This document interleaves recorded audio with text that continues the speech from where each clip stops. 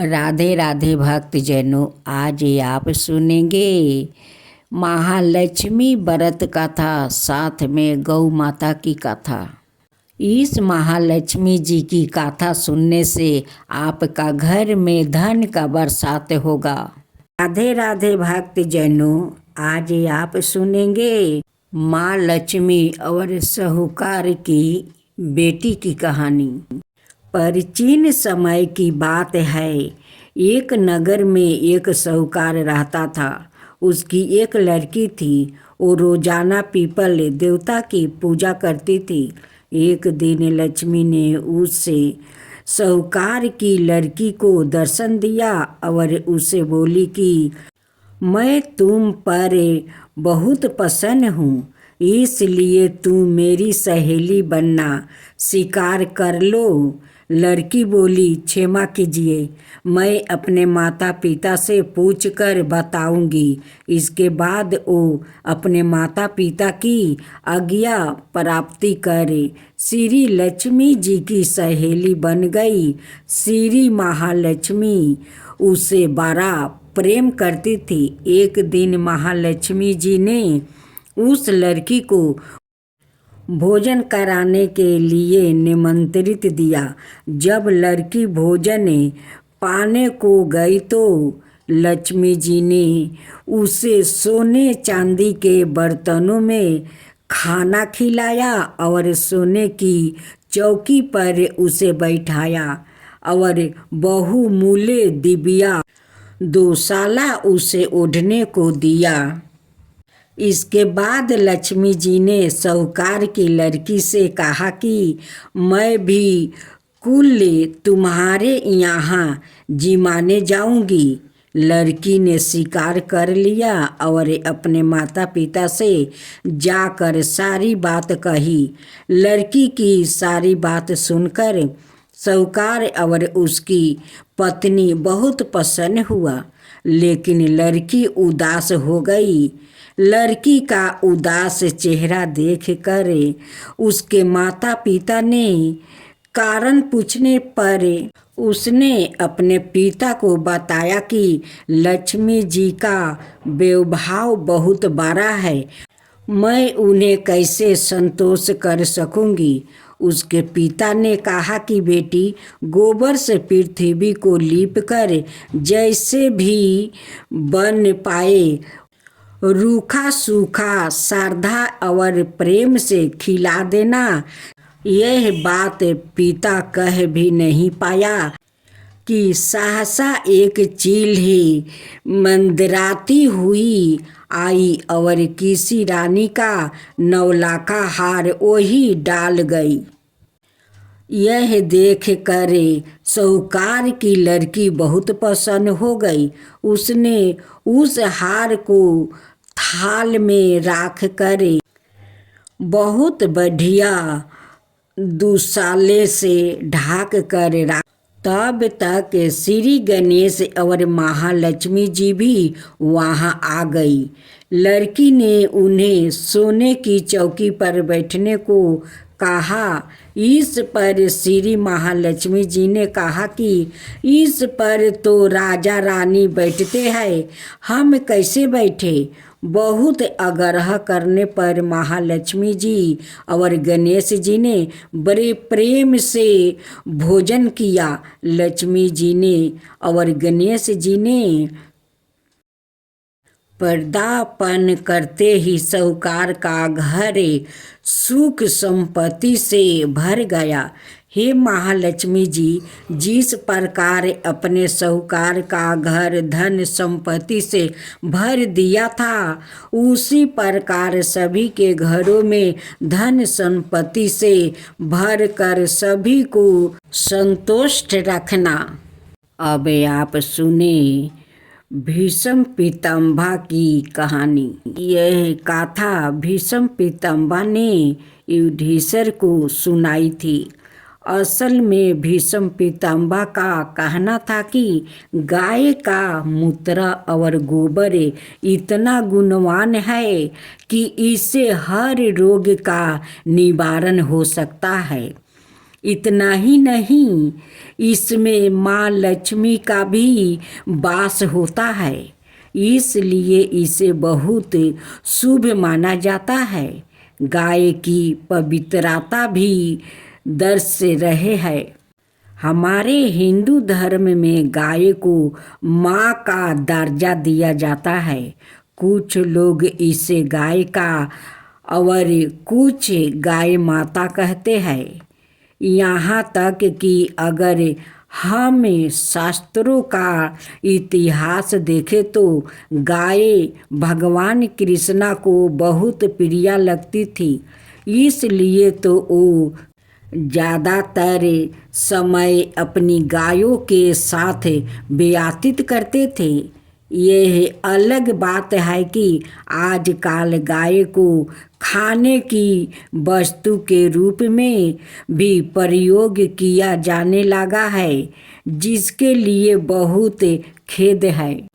हम जानते हैं कि केवल हमारे खेद करने से यह पाप रुकने वाला नहीं है, इसलिए समझने से कोई फायदा नहीं है। बस उम्मीद कर सकते हैं जो लोग गाय का एक वस्तु समझकर उसका सेवन करते हैं वो भी जल्द ही यह सब बंद कर दे। भीष्म पितामह ने सुनाई युधिष्ठिर को यह कथा। एक बार लक्ष्मी जी ने मनोहर रूप यानी बहुत ही अद्भुत रूप धारण करके गायों को एक झुंड में प्रवेश कर लिया और उनके इस सुंदर रूप को देखकर गायों ने पूछा कि देवी आप कौन है और कहाँ से आई है। गाय ने यह भी कहा कि आप पृथ्वी की अनुपम सुंदरी लग रही हो। तब गाय ने एकदम से कहा कि सच सच बताओ, आखिर तुम कौन हो और तुम्हें कहाँ जाना है। तब लक्ष्मी जी ने निर्ममता से गायों से कहा कि तुम्हारा कल्याण हो। असल में मैं इस जगत के अर्थात संसार में लक्ष्मी के नाम से प्रसिद्ध हूँ और सारा जगत मेरी कामना करता है, मुझे ही पाना चाहता है। मैंने दैत्यों को छोड़ दिया था और इसलिए वो सदा के लिए नष्ट हो गया। इतना ही नहीं, मेरे आश्रय में रहने के कारण इंद्र, सूर्य, चंद्रमा, विष्णु, वरुण और अग्नि आदि सभी देवता सदा के लिए आनंद भोग रहे हैं। इसके बाद माँ लक्ष्मी ने कहा कि जिनके शरीर में मैं प्रवेश नहीं करती वो सदाए नष्ट हो जाते हैं और अब मैं तुम्हारे शरीर में ही निवास करना चाहता हूँ। लेकिन इसके बाद भी कथा अभी खत्म नहीं हुई, क्योंकि गाय ने तब तक माँ लक्ष्मी को अपनाया नहीं था। गायों ने क्यों किया माँ लक्ष्मी जी का त्याग। देवी लक्ष्मी की इन बातों को सुनने के बाद गायों ने कहा कि तुम बड़ी चंचल हो, इसलिए कभी कहीं भी नहीं ठहरती। इसके अलावा तुम्हारा बहुतों के साथ भी एक शाही संबंध है, इसलिए हमें तुम्हारी इच्छा नहीं है। तुम्हारी जहाँ भी इच्छा हो तुम चली जाओ। तुमने हमसे बात की, इतने में ही हम अपने आप को तुम्हारी कृतार्थ यानी तुम्हारी आभारी मानती हूँ। गायों के ऐसा कहने पर लक्ष्मी ने कहा कि यह तुम क्या कह रही हो। मैं दुर्लभ और सती हूँ, अर्थात मुझे पाना आसान नहीं। पर फिर भी तुम मुझे स्वीकार नहीं कर रही हो। आखिर ऐसा क्या कारण है? यहाँ तक कि देवता, दानव, मनुष्य आदि सब कठोर तपस्या करके मेरी सेवा का सौभाग्य प्राप्ति करते हैं। अतः तुम भी मुझे स्वीकार करो। वैसे ही भी इस संसार में ऐसा कोई नहीं जो मेरा अपमान करता हो। यह सब सुनकर गाय ने कहा कि हम तुम्हारा अपमान या अनादर नहीं कर रही, केवल तुम्हारा त्याग कर रही हूँ, और वो भी सिर्फ इसलिए क्योंकि तुम्हारा मन बहुत चंचल है। तुम कहीं भी जम कर नहीं रहती हो, अर्थात एक स्थान पर नहीं रुक सकती है। इसलिए अब बातचीत करने से कोई लाभ नहीं है। तो तुम जहाँ जाना चाहती हो जा सकती हो। इस तरह से गाय ने माँ लक्ष्मी का त्याग कर दिया, क्योंकि गाय को मालूम था कि लक्ष्मी कभी किसी एक के पास नहीं रहती, बल्कि पूरे संसार में घूमती है। पर फिर भी माँ लक्ष्मी ने हार नहीं मानती है, और इतना सब होने के बाद भी वार्तालाप जारी रखी। अब आखिर में माँ लक्ष्मी ने कहा, गाय, तुम दूसरे को आदर देने वाली हो, और यदि तुमने ही मुझे त्याग दिया तो सारे जगत में मेरा अनादर होने लगा। इसलिए तुम मुझ पर अपनी कृपा करो। मैं तुमसे केवल सम्मान चाहती हूँ। तुम लोग सादा सबका कल्याण करने वाली पवित्रा और सौभाग्यवती हो। तुम मुझे भी बस ज्ञान दो कि मैं तुम्हारे शरीर के किस भाग में निवास करूं। इसके बाद गाय ने भी अपना मन बदल लिया, और गाय ने कहा, हे यश अश्वानी, हमें तुम्हारा सम्मान अवश्य ही करना चाहिए। इसलिए तुम हमारे गोबर और मूत्र में निवास करो, क्योंकि हमारी यह दोनों वस्तु ही परम पवित्र है। तब माँ लक्ष्मी ने कहा, धन्यवाद मेरे, जो तुम लोग ने मुझ पर आग्रह किया, यानी मेरे प्रति इतनी कृपा दिखाई। मैं अवश्य ऐसा ही करूँगी। मैं सदैव तुम्हारे गोबर और मूत्र में ही निवास करूँगी। खुद दायनी गायों अर्थात सुख देने वाली गाय, तुमने मेरा मन राख लिया, अतः तुम्हारा भी कल्याण हो। बस यही वजह है कि गाय की इन दो वस्तुओं को लक्ष्मी का ही रूप समझा जाता है। इस कथा को पढ़ने के बाद यह तो समझ आ गया होगा कि गाय का धार्मिक ग्रंथों के अनुसार कितना महत्व है।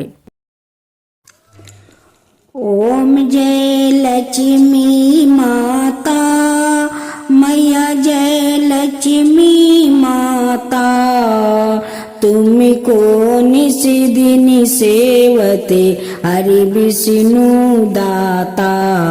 ओम लक्ष्मी माता, उमा राम ब्रह्मणी, तुम ही हो जग माता। सूर्य चंद्रमान धावते नारद ऋषि गाता। ओम जय लक्ष्मी माता। दुर्गा रूप निरंजनी, सुखी सनपति दाता। जो कोई तुमको धावते, ऋषि रिधि सिद्धि धन पाता। ओम जय लक्ष्मी माता। तुम्हें पाताल निवासिनी, तुम्हें ही सुविदाता। करम प्रभाव प्रकाशनी, भाव निधि की ताराता। ओम जय लक्ष्मी माता, जिस घर में तुम रहती सब सद्गुण आता। सब संभव हो जाता, मन नहीं घबराता। ओम जय लक्ष्मी माता, तुम बिना ज्ञान ना हो बेबस्तर ना कोई पाता। खाने पाने का भाव है सब तुमसे ही आता। ओम जय लक्ष्मी माता, सुबह गुने मंदिर सुंदर सिरोधानी जाता। रतन चतुर्दर्शन तुम बिना कोई नहीं पाता। ओम जय लक्ष्मी माता, श्री लक्ष्मी जी की आरती जो कोई जन गाता। उरे आनंद समाता, पाप उतर जाता। ओम जय लक्ष्मी माता, मैया जय लक्ष्मी माता।